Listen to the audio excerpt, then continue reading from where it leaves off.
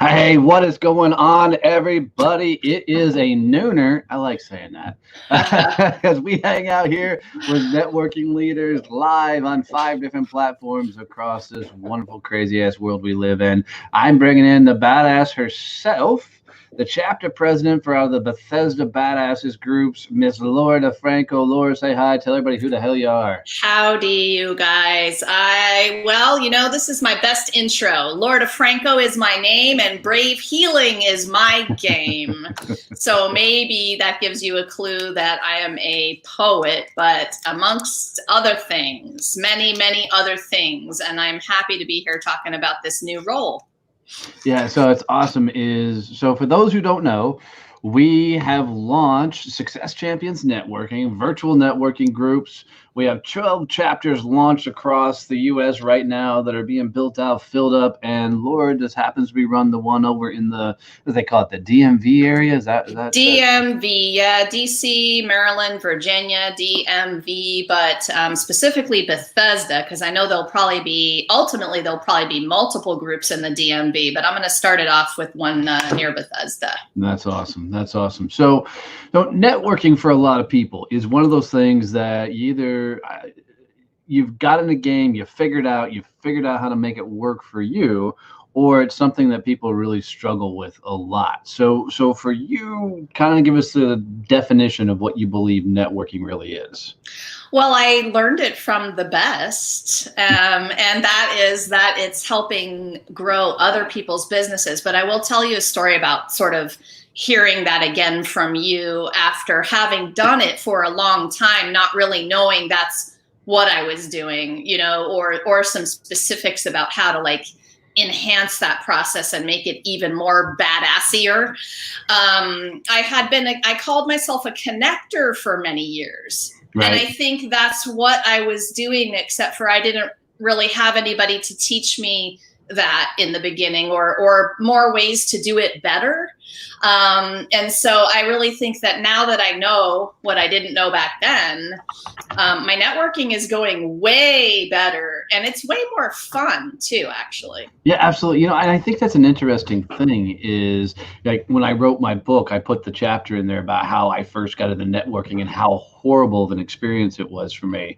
I showed up to a group, everything went south. I did everything you're not supposed to do, and was just a miserable experience for me. So I love this idea of putting these people together, one, and teaching what networking really, really is, and understanding that you're out there in the marketplace to literally grow other people's businesses, help them get where they want to go, so that it helps you get where you want to go. And it's this whole idea that people can grow and scale their businesses by partnering up with a bunch of other people that are trying to help them grow and scale their business as well.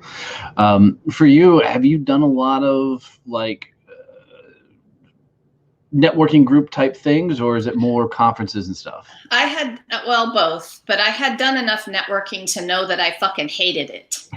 And so but honestly, now I look back on that and I realize all the things I was doing wrong. I was just in the mindset that I was there to sell my shit, which is obviously the biggest mistake you can make, right? Yep. So now I'm laughing at myself because I really enjoy it now, mostly because I really enjoy getting to know people. And something that really turns me on is knowing someone good enough, and especially their service, like having experienced their service, or just knowing that person well enough to know that I actually really love them and I want other people to know about them, and I want to make that referral. That is really fun for me, and I love being the one that gets to connect to people, and that really creates some magic in their businesses. Yeah, because I don't think in the business world, there's no greater feeling than finding that perfect referral,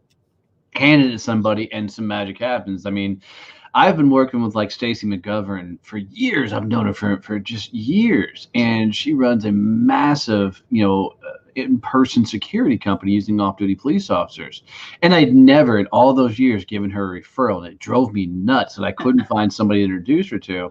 Well, the other day I just happened to be on a phone call with a guy who happened to be a police officer, or used to be a police officer, actually a detective in the Las Vegas area, and he was trying to get into Texas with his new security training company. I said, hold on, I got the person you need to meet. So I hooked the two of them up. He's now using Stacy to get through to Texas. She's now using him to move her business into Las Vegas. I mean, it's just a match made in heaven. Yes. And when you can put two people together like that, it's just a cool place to be. Go ahead. Well, you just like made me think of something really important, because sometimes it's not like you're doing that expecting the immediate return from the person. Right. Sometimes those good vibes can come back around to you after a while. Maybe they never will, but it's not, you can't make connections with the expectation that you're going to get an immediate connection back from the person. You just have to do it sort of in good faith and high vibes, right? Yes, totally. And it's one of those things that once you fully wrap your head around that, you're putting out that right energy, that right vibe, that right feeling, then good shit starts really happening, in your world. I'm curious for you right now, what are some of the challenges that you're facing from a networking perspective now, since we're going through this whole COVID thing at the moment, or as we say in Texas, because I saw a funny meme. In Texas, we don't say COVID, we say that shit going on. Right? That's shit going on. I like that.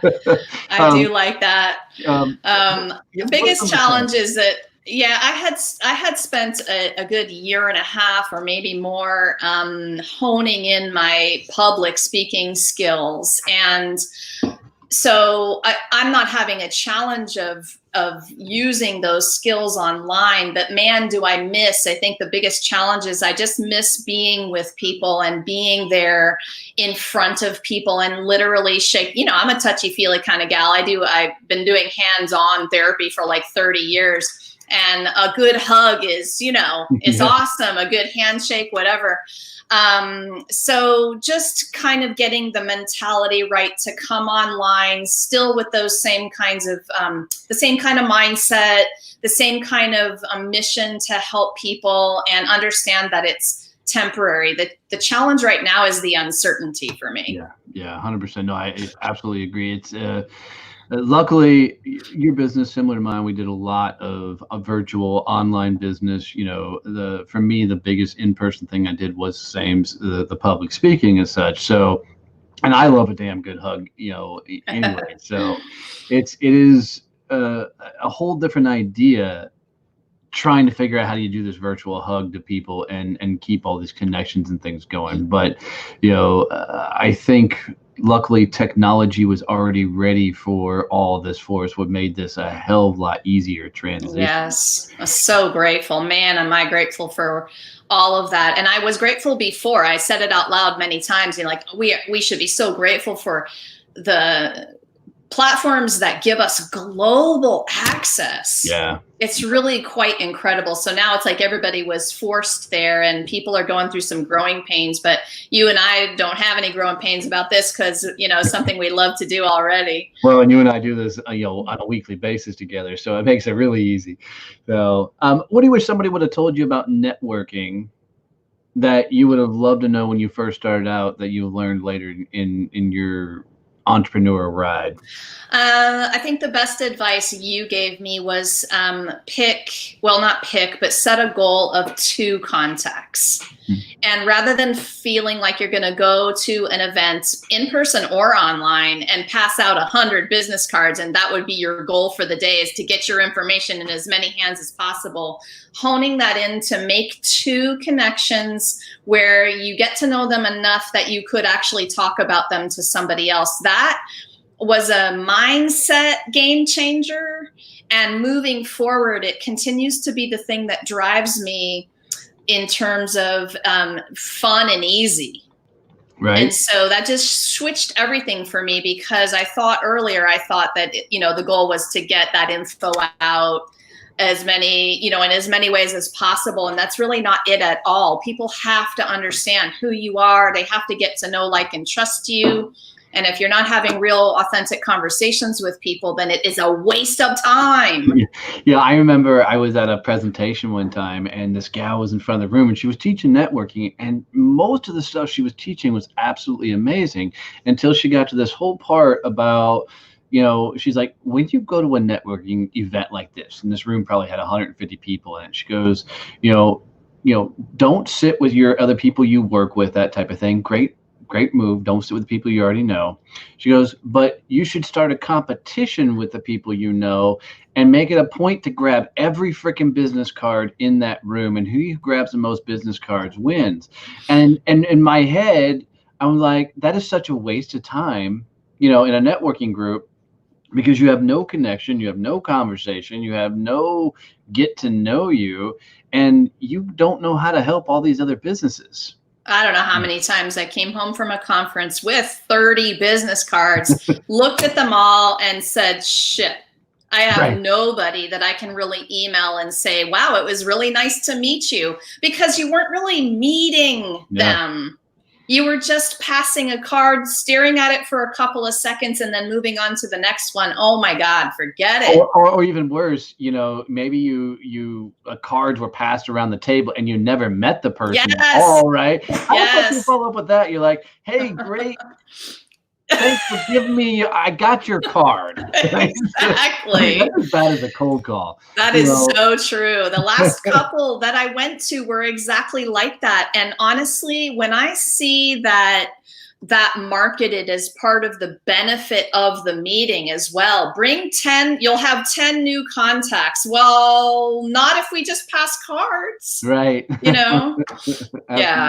And Charlie says it's all about the connection, and it really truly is, and it's getting to know people, but it's also, I think, a lot to do about the follow-up after that connection, right? So you meet somebody, you have a great conversation, you get to know somebody, and then, oftentimes I get either a generic email, right, that says, hey, we were both at XYZ event, Yes. would love to follow up with you about, and it's just generic. There's no meat on the bones, versus somebody saying something along the lines of, dude, I love all the stories you told about your goats, your dogs, your farm. Yeah. Let's grab a time to get to know a little bit more about our businesses. So there's this real kind of cool, genuine conversation going on there, versus all generic. But if I'd rather get that canned message follow up than no follow up at all. Of course. Of course. So for you, what are some of the things that you do to make sure you have a cool follow-up connection after you've met somebody at an event or anything like that? Is there anything special you do? I mean, I don't really feel like it's special, but I make sure to follow up with an email, and I don't wait too long, because you will sort of forget if you don't make that follow-up, I think, for me, quick enough.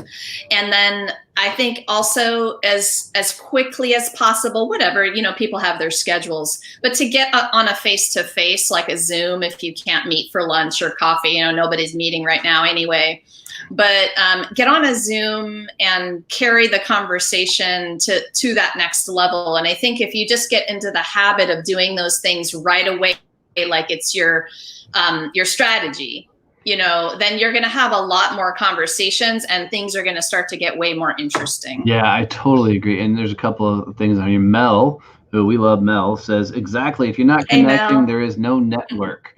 Ask any IT person. And then Daniel Linares says, hey, D, while networking, I try to help people without expectations instead of approaching how can I benefit from all these people. And that's the right mindset. Yeah. Is going into them is how can I serve? How can I get these people to where they want to go? But I don't think a lot of people go into networking with that same outlook. I think a lot of people go to these networking conferences and everything else, and they're looking at me, you, and everybody else going, that's my prospect. Correct. Right? How does someone deal with all the cheesy salespeople and whatnot that you're going to run into and bump into in those settings? I mean, honestly, I think you just, you're spending your valuable time at an event, honestly, either in person or online right now. That's your valuable time. So if there's breakout rooms right now online, or if there's anything happening and it's just not feeling good in person, I'm going to end the conversation and move on to somebody who's willing to have a conversation with me. And I don't know, you got me thinking of like 3 or 4 different things at once, but I don't know. What else do you have to say about that? But the funny thing about me is I've had some really, really bad ones. Like my favorite one is exactly. And this guy, he was the traditional looking sales guy, the corduroy suit, slick back hair, and you could watch him as he walked the room, and he was selling this dental insurance, right? So from a marketing perspective, everybody remembered what he did. Yes. How he did it was not the best approach, but he was literally walking up to everybody and saying, "Hey, would you like to buy dental insurance?" that was his introduction, right, to everybody in the room. And a couple of my friends with him, they're like, "How long before you go talk to him?" I'm like, "I'm going to leave him alone. I'm going to leave him alone. I'm going to leave him alone." And I finally couldn't take it anymore because everybody who was talking to, he was like, "I'm going to sell him, dental insurance." So I finally walk up to this guy and I'm like, "Brother, can I help you out?" He goes, "Do you want to buy dental insurance?" I said, No. I said, "Can I help you work this room right now?" And he said, "Well, what do you mean?" I said, "There's a better way you could be talking to people to get this conversation going." I said, "If you're interested in help, yeah." He goes, "No, I need to go sell his dental insurance." Oh, wow. I said, "Okay, how many deals have you closed so far?" He goes, "None." He goes, "None of these assholes want to talk to me." I'm like, well, maybe we can approach a little bit and we can figure this out. And he just wasn't having none of it. And then he walked away pissed. And the gal working the desk even heard him say it and goes, "This networking shit's fucking pointless." and it's all about, guys, all about how you go into the room. I mean, we've all had these have you had any bad experiences like that with the cheesy salespeople? Oh gosh, yeah. It's, for me in the beginning, it was more about being pretty painfully shy. So back when I was forced into doing some networking for the other people I worked for, that was really the problem. Because now as an entrepreneur, I have a whole, right? Like I have a whole different mindset about learning and growing and getting better at it. Back then I felt like I was just following orders. So it was different. I get that. Yeah, it was different. But just understanding that a lot of the time it's about asking people questions about them because everybody loves to talk about themselves. Right. And so that was the first tip I had. And I remember you told me a while back, go over to the wallflower, go over to the person who is standing on the wall, being painfully introverted like you, and go strike up a conversation and be the champion of that person. Like you will win the day if you do that. Yep. And I've definitely, watched for them after you told me that. Well, and it's pretty funny, I'm actually, you don't know this yet, Laura, but we're fixing to work on another book again. Guys, if you need somebody to help you write a book, I promise you this gal is a badass. Get that taken care of. She will, in a genuine, loving, polite way, whoop the pure living shit out of you to make sure you get that book done. Absolutely amazing. Which is, hello, Miss Lisa. Good to see you, honey. It's, so I'm going to write the book, and part of it, of that book, is to write the characters in a room, the wallflowers and the different people in the room and how you actually interact and network with those people, but one tip for everybody, if you're ever at a networking event and you're trying to figure out how to get these conversations started, head to the bar first, go get a cocktail, get loosed up, and then go start talking to people. And odds are, if you're standing at the bar at an event where everybody's supposed to be networking, you're going to get into a conversation anyways. Tell everybody a little bit about what your business is, what you help people do, and those type of things. Well, let me make a comment about what you just said about, getting your book done. And I appreciate those words that you just said, because what I want everybody to know is, all the time, but right now specifically, it's about getting your message out. It's not about getting a perfect message out. So if you guys are stuck in perfectionism and the whole mindset of this isn't good enough yet, then stop that shit and let me help you get the words into the world in a bigger way and get you over that perfectionism and comparison and inner critic and oh my God, all the bullshit is so boring to me at this point. Yep. Because your words could be helping somebody if they're out, right?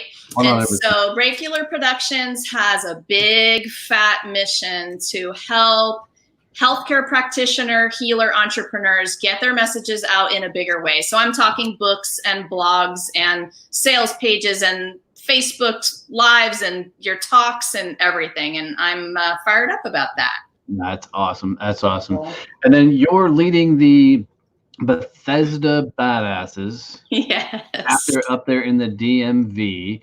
And I know we're looking at a couple of dates as potential starts. Have we nailed that down? I forget. Good question. I'll get back to you. Okay. So, so we're working soon on start dates for that. Guys, these are virtual networking groups. We'll be putting 30 business leaders in each of these groups, industry specific, where you can come network with other people that are scaling and growing their businesses. And then you get full access to ongoing teaching, consulting, and training in our Becoming a Champions group. That's ongoing Thursday, 10 a.m. Central. We always do a live interactive coaching and training sales call. Yeah. So in other words, you guys, being a part of the group for the DMV or any of the Success Champions networking groups gets you all of this extra training. And I tend to attract people who are a little bit badassier than normal. So if you want to get into my group, you better hurry because we got a little competition going on and this group is going to grow quickly. I love it. I love it. I love it. So any last parting words, best practices, advice you would give somebody that's trying to figure out how to network at this time? Oh man, you guys, just remember, you were born, so you're worthy. Your message really matters right now. So get over yourself. This is not about you anymore. Your fear of not good enough is boring. Get your message out loud in the world. Absolutely. Well said. And you always say that, and I absolutely love it. Hold on. I wanted to spread a ticker. Oh, good. It didn't chop off. I did a ticker yesterday. I chopped off half the face of the person. Like I could do this right now. Right? Yeah. Okay. So, this. so come hang out in the virtual networking groups. It'll give you more details.